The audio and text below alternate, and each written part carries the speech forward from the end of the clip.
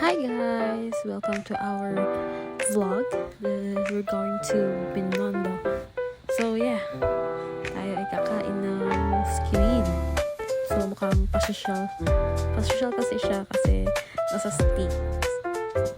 So yeah, i-grill muna siya natin. And naalala ko it cost like 15 pesos or 30 pesos. So nakalimutan ko siya. So ngayon, hihintay natin siya para maluto at saka syempre isasawsaw natin siya sa pinaka masarap ng sauce, which is marami siyang onion at saka sa sobrang sarap nito parang mapapahaka ka naman sa anghang.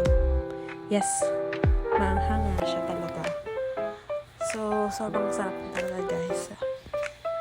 So isang kagat pa lang kanin ka na. Naghahanap na ako ng kanin, guys. Ano yung kanin? At syempre, yung isa dyan, sobrang sarap na sarap. Sige.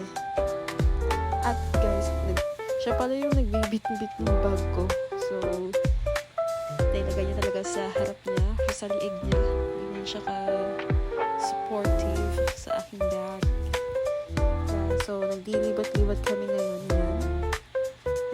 Nakita kami para siyang dumplings. Yeah.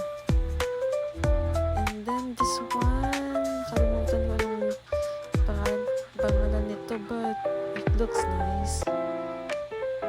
Yeah, sobrang pausok tayo ngayon dyan. And naghahanap kami ng area kung saan kami kakain. So, tayo ay madaldal at siya ay nagmamasid-masid sa paligid kasi tayo minsan like clumsy din.